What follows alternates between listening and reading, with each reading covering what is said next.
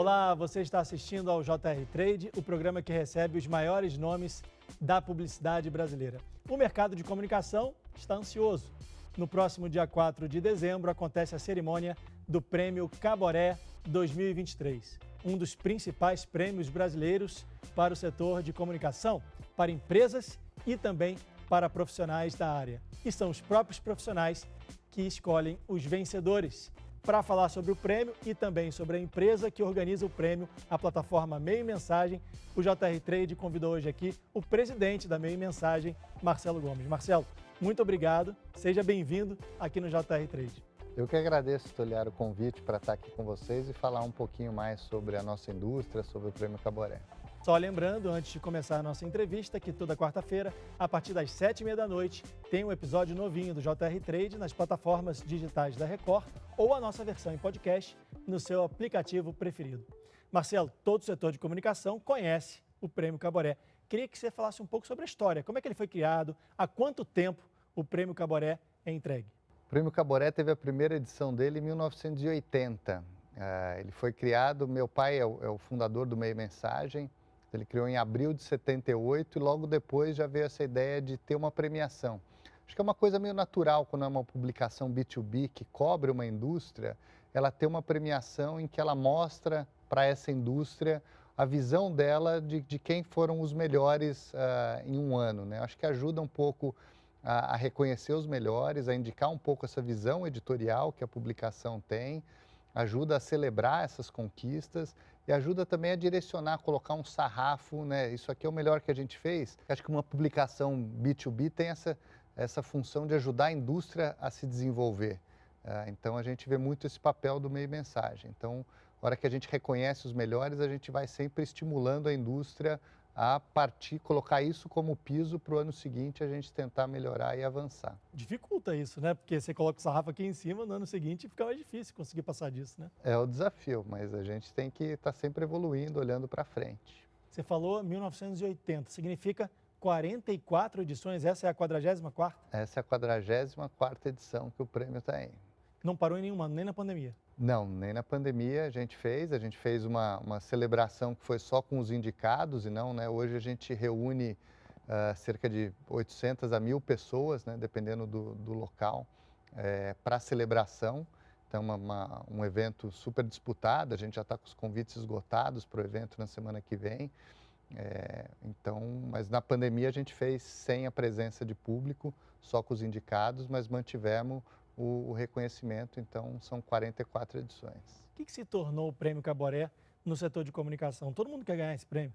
Ele é visto muito como o Oscar da indústria, né? Então a gente premiando, ele tem até o formato semelhante ao Oscar, então os editores do Meio Mensagem indicam 3 profissionais ou empresas em cada categoria, são 14 categorias, então ao todo vão ser 42 indicados, e aí os assinantes do Meio Mensagem são convidados a votar.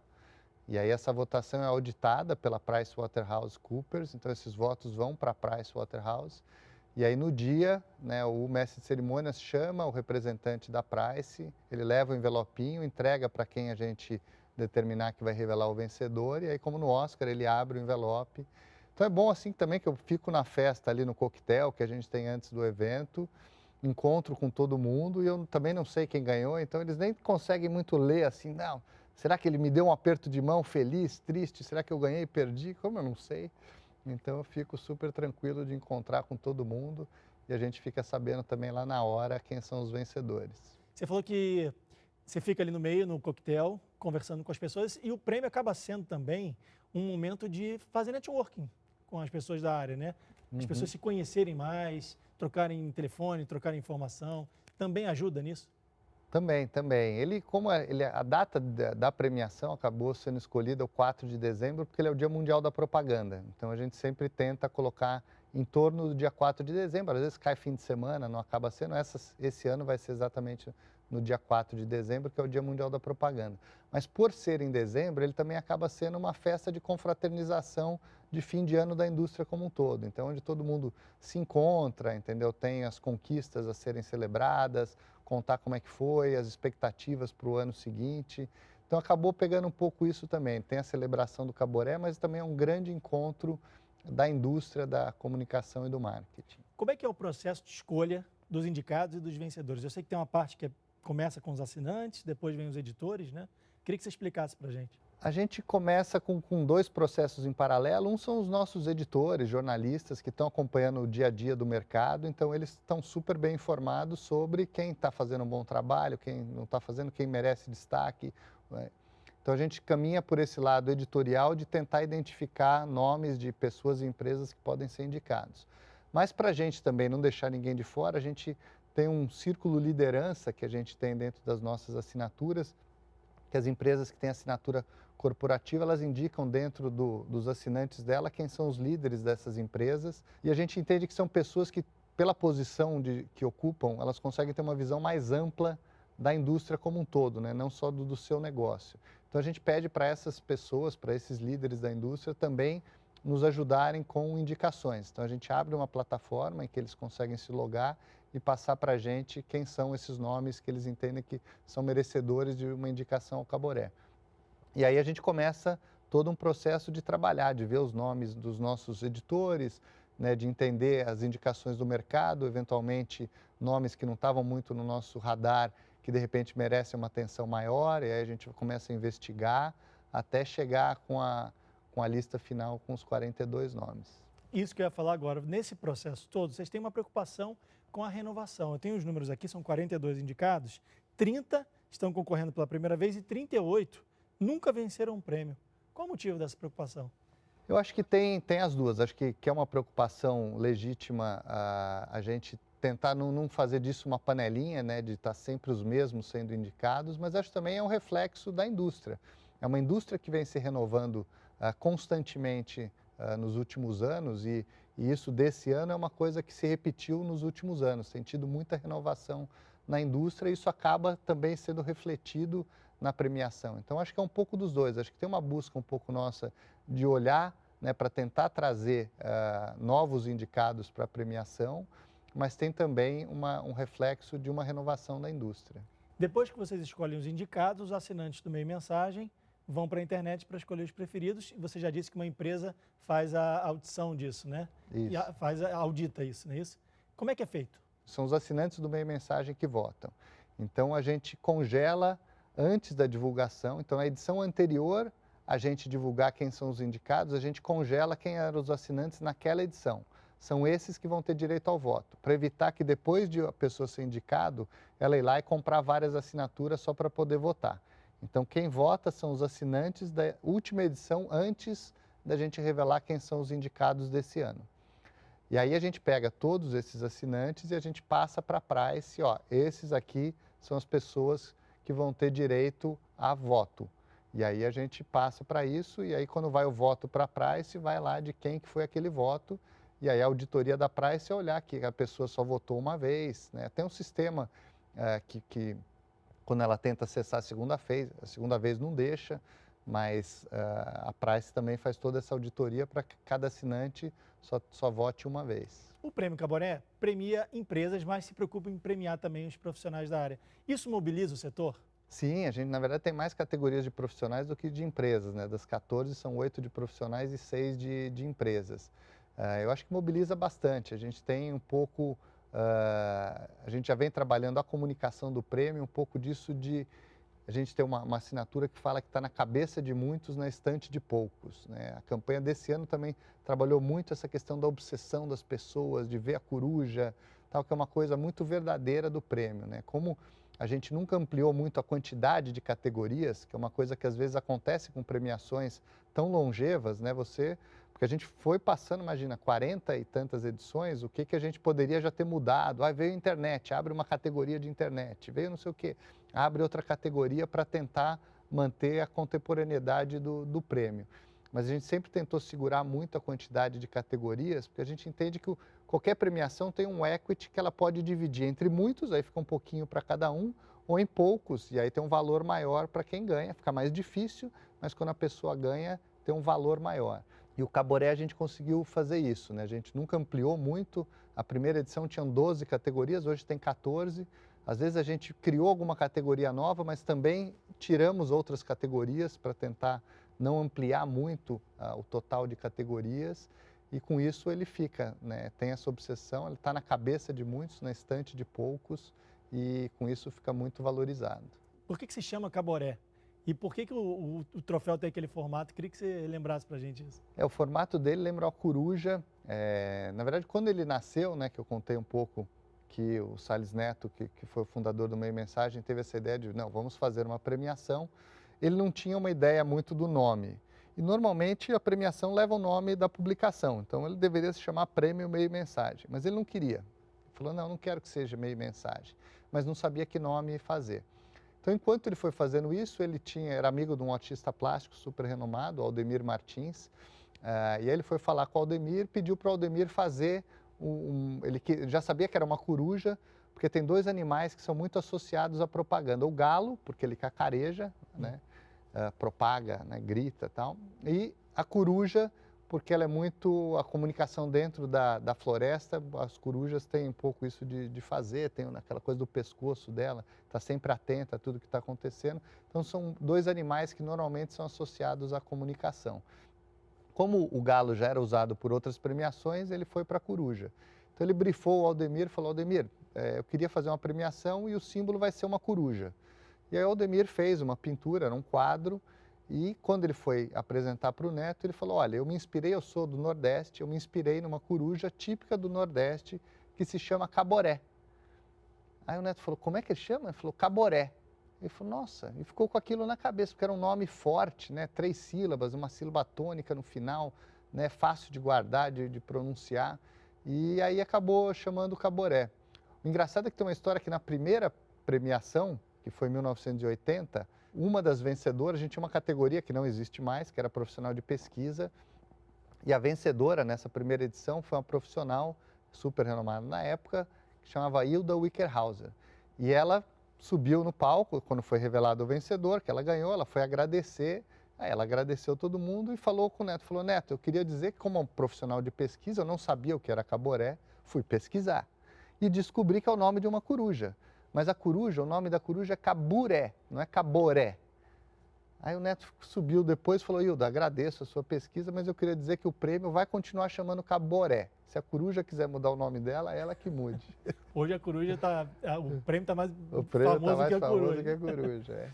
Agora, os prêmios sempre lembram, para quem é de fora do nosso setor de comunicação, os prêmios sempre lembram mais das pessoas, dos profissionais de criação e de comunicação, mas o Caboré premia também profissionais de outras áreas. Olha só, a gente tem aqui atendimento, mídia, marketing, produção. Qual a importância desses setores para o setor e qual a importância de premiar essas pessoas? A indústria hoje em dia, né, acho que sempre foi, mas hoje em dia é cada vez mais um trabalho coletivo. Né? É natural que para quem está de fora, e até pelos nomes que a gente teve numa geração aí, nomes super renomados para fora da indústria também, gente que poderia ir em entrevistas, em programas de auditório e tal. Então a gente teve nomes muito fortes que eram ligados à criação, e a criação, no final das contas, a criatividade é uma coisa fundamental da nossa indústria.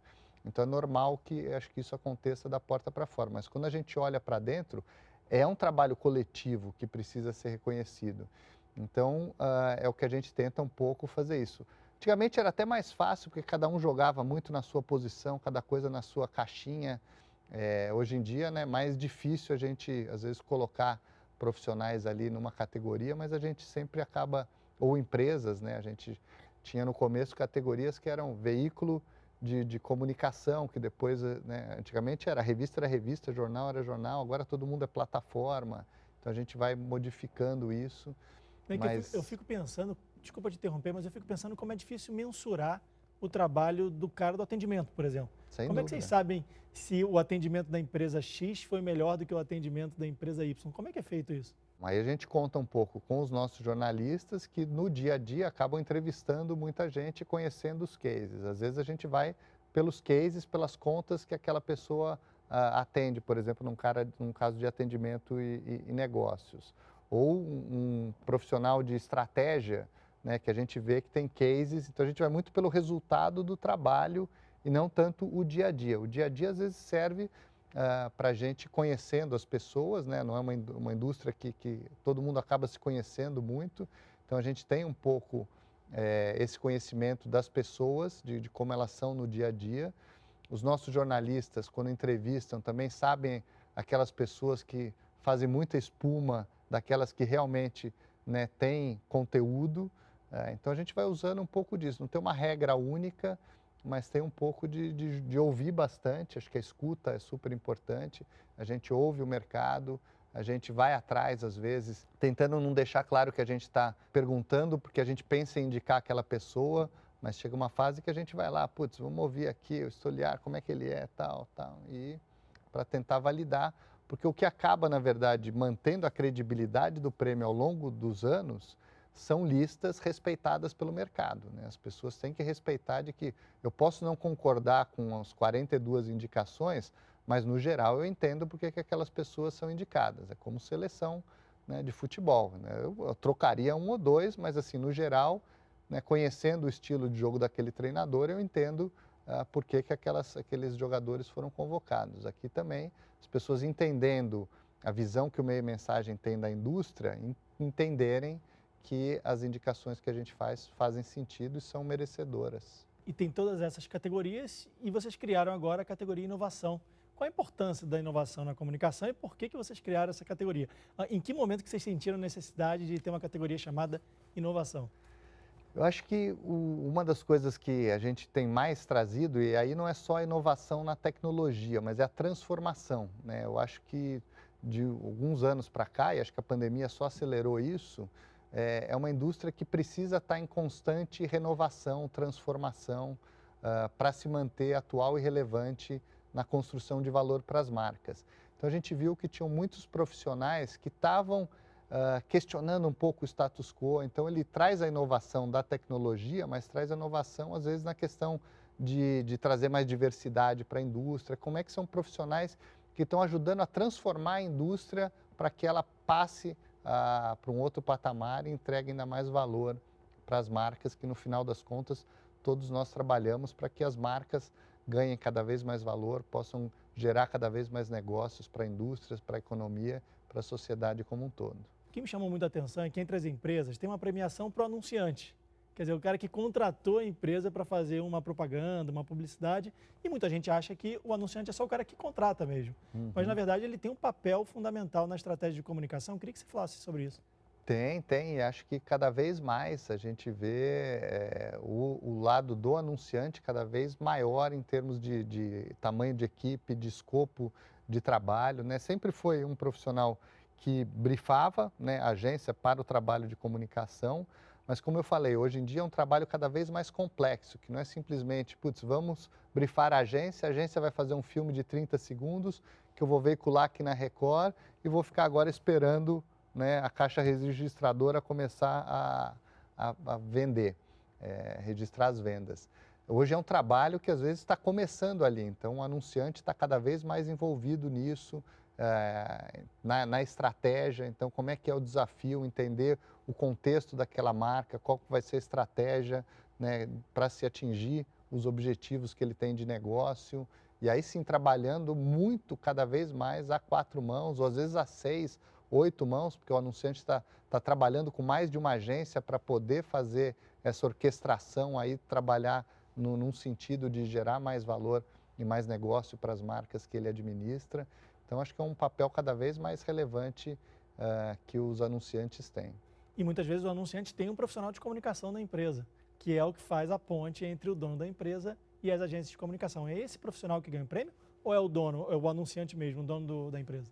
A gente tem a categoria anunciante, que a gente premia a empresa, e a gente tem a categoria profissional de marketing, que a gente premia o profissional de marketing, que aí depende às vezes um pouco de porte de empresa, né, de estrutura hierárquica de cada um, mas normalmente é o CMO, o Chief Marketing Officer, o Head de Marketing da empresa, com diferentes, às vezes é um VP, às vezes é um diretor, às vezes aí as nomenclaturas hierárquicas acabam mudando de empresa para empresa. Mas normalmente a gente tenta identificar quem é o head da área de marketing de um grande anunciante que mereça essa indicação. Porque é o responsável pela estratégia toda de comunicação, por apontar o que funciona e o que não funciona. Isso. E aí, às vezes, a gente vai assim, mas vamos indicar o profissional ou a empresa, né? Às vezes também fica essa dúvida, a empresa merece, mas esse profissional especificamente, né, o papel de liderança dele em cima do trabalho dessa empresa merece ainda mais. Aí a gente vai mais para o profissional. Fala, não, realmente é um trabalho de uma equipe como um todo, podemos indicar mais a empresa, mas às vezes acaba tendo essa dúvida e a gente também pode jogar um pouco para cá e um pouco para lá para tentar acomodar o máximo possível de merecedores de uma indicação. A Record ganhou esse ano uma indicação, foi indicada ao Prêmio Caboré na categoria profissional de veículo com o nosso Alarico Assunção. Eu sei que você já disse aí que não sabe quem venceu, quem não venceu, não tem ainda a informação de quem ganhou, mas eu queria que você falasse um pouco sobre essa categoria profissional de veículo de comunicação. Uma categoria super representativa. Ela, se eu não me engano, ela não estava na primeira edição, mas ela surgiu logo depois, se não foi em 1980, foi acho que 84, 85, que a gente trouxe essa categoria e desde então ela está no Caboré. Ela premia, normalmente, é o profissional do lado comercial dos veículos, que é quem tem muito contato com o mercado, né? Então, esse ano a gente tem o Alarico, junto com a Célia da Amazon Ads e o Marco Bebiano do Google, concorrendo nessa categoria. Como você falou, eu não sei, e até porque também não terminou a votação vai até o final dessa semana, e a gente vai conhecer segunda-feira que vem o vencedor. Mas uma super relevante, porque assim, quando a gente olha a mídia em si, é dos tripés, quando a gente sempre pensa no anunciante, na agência e na mídia, né, acaba sendo um pouco esse tripé da comunicação como um todo. O profissional de veículo é esse que acaba levando cada vez mais as ideias. Deixou de ser há muito tempo, né, só um tirador de pedido ou alguém que está negociando valores ali, para ser alguém que realmente tem que cada vez mais entender os desafios daquela marca, voltar para dentro de casa, entender como que a plataforma que ele tem, ele pode construir algum projeto que vai gerar retorno para aquele cliente. Então, um trabalho cada vez mais, não simplesmente, olha, eu tenho aqui uma revista, compre uma página aqui na minha revista e faça seu anúncio. Né? Cada vez mais, como é que a gente cria, às vezes, projetos especiais, como é que a gente coloca isso dentro de uma estratégia de que o cliente está trabalhando naquela marca. Então, um trabalho de entendimento muito grande para realmente ser um profissional de sucesso. Aqui no JR Trade, a gente tem uma tradição de falar não só do objeto principal do programa, que no caso é o Prêmio Caboré, mas também das empresas. Só que, além disso, nós também temos uma preocupação constante com a formação dos profissionais que estão chegando no mercado. Eu queria que você desse uma dica para quem está se formando em comunicação, em publicidade, que tipo de profissional o mercado de comunicação espera para os próximos anos? Eu acho que essa formação que está terminando é uma formação mais formal, mas eu acho que o aprendizado vai ter que ser constante daqui para frente, né? Se a gente olhar o que era a indústria há 10 anos, talvez há 5 anos atrás, e o quanto ela se transformou, mostra que o profissional, quando ele se forma, na verdade ele cumpriu uma etapa, mas esse aprendizado vai ter que ser constante, porque tem muita novidade, né? Se a gente olhasse para o ano passado, o quanto que a gente, há 2 anos atrás, a gente falava de inteligência artificial, quase nada.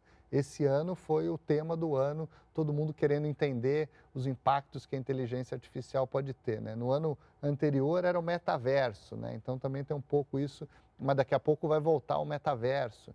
Então tem muitas coisas que a gente não aprende na universidade e que a gente vai ter que ir aprendendo no dia a dia, porque tem muita coisa impactando, a tecnologia está avançando muito. Então, acho que uma das dicas é assim, continue sempre aprendendo, sempre antenado no que está acontecendo na indústria, seja muito curioso. Eu acho que a curiosidade é uma coisa fundamental hoje em dia, né, de tentar entender tudo que está aí. E eu acho que é uma indústria apaixonante, acho que porque a gente lida muito com o ser humano, né? Então isso me empolga demais de lidar com o humano, com as emoções, com tudo isso. Então é muito bacana. Marcelo, infelizmente, nosso tempo chegou ao fim. Marcelo Gomes, presidente da plataforma Meio Mensagem, organizadora do Prêmio Caboré, muito obrigado pela sua participação aqui no JR Trade. Eu que agradeço, Tulio, sempre às ordens, é um prazer vir aqui conversar com vocês e com a sua audiência. Só lembrando que o JR Trade é o nosso espaço para falar sobre publicidade, comunicação e marketing das marcas.